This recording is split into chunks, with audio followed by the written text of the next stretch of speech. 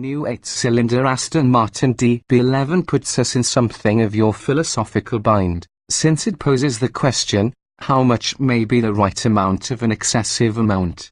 Does a fancy car need a completely ridiculous volume of power, or will merely excessive do? With due deference to Mark Donahue's oft-quoted assertion that superfluity would arrive simply with the ability to spin all wheels Atlanta divorce attorney's gear, this small-engine version of Aston's coupe makes an excellent case that downsizing may have an upside.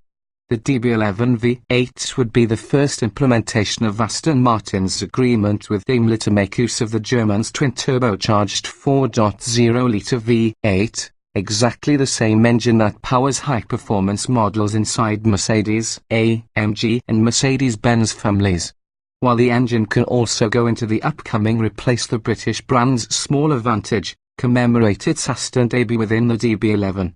With 503 horsepower, its output may be the same as in Mercedes, AMG's C63S, against 600 ponies with the DB11's V12.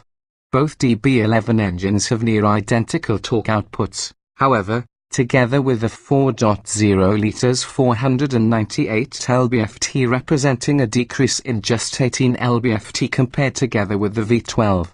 The factory-stated 0 to 62 mph time for that V8 of 4 years old. 0 seconds is only 0.1 second behind those of the V12. The DB11 hit 60 miles per hour in 3.6 seconds inside our recent test in the V12 model.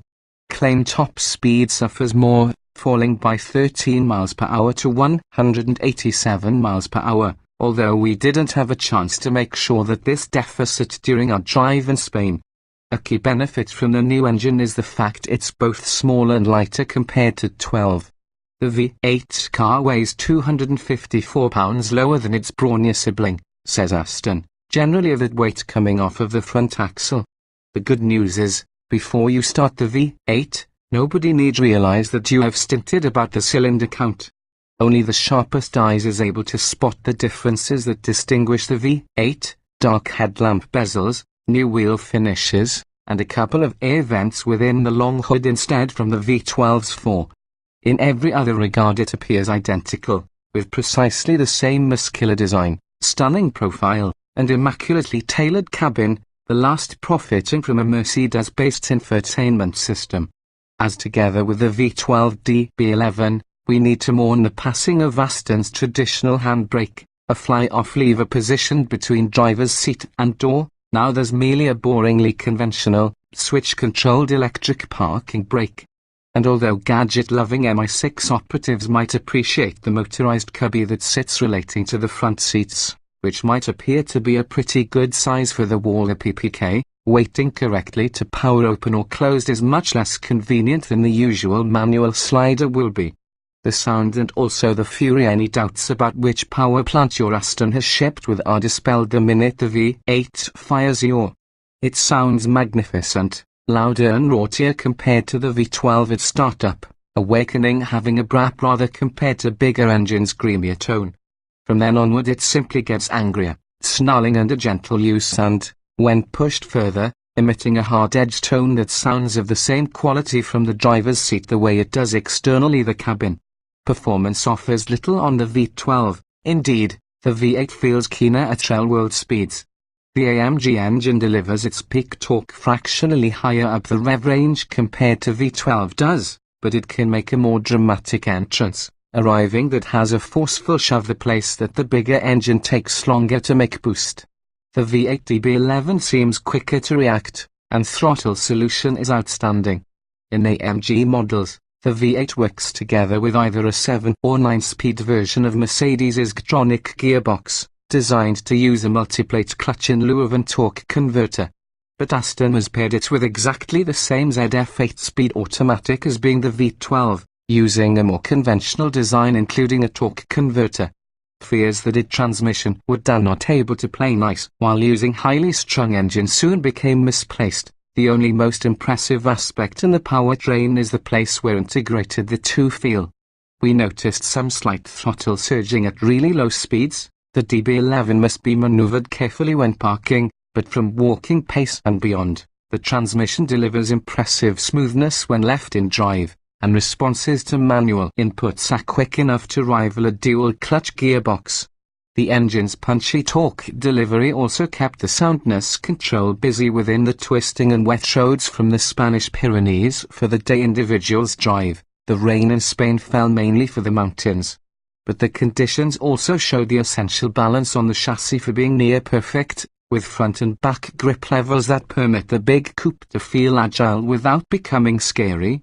The stability control could be fully defeated, albeit by using a convoluted process by way of a submenu selected while using steering wheel control switches. However, it feels plenty exciting even while using Guardian's working, especially in its most aggressive Sport Plus mode. The decrease in mass in the front axle could be felt. It's significantly less if the V12 DB11 appears like a late 1970s Cadillac Fleetwood, though the V8 car is markedly fleeter of foot. While steering inputs yield strong and positive responses, high are just 2.4 turns lock-toe lock, the tire itself feels a touch too big for hustling. The V8 DB11 may be primarily built to go touring grandly, nonetheless it can pass muster as a fancy car. There is some heave on rougher roads while using variable dampers into their soft GT setting, but switching those to sport delivers discipline with no significant surge in harshness. There are complaints, however they are few. Although refinement is often impressive, we experienced the identical wind noise in the top of its doors at cruising speed that we've previously noticed from the V12 DB11, something which should have been fixed automobile heading into its second year of production. While the cabin is a big improvement over older Astons, some in the switchgear still feels somewhat plasticky. The best example being the toggle switches for the steering wheel that simply select the powertrain and chassis modes. Small savings given the price of the DB11, the $17,500 savings that comes from choosing smaller engine isn't an exceptionally tall heap of beans. 10 seconds together with the options list could overwipe against Iacatha. But you will find reasons apart from cost to select it, and not only the marginal fuel savings. The V8 model may have less power plus a lower top speed, nonetheless it offers at the very least as much character because V12 was sharpening the rest with the driving experience. Overall, we'd repeat the choice between your two is actually perfectly balanced.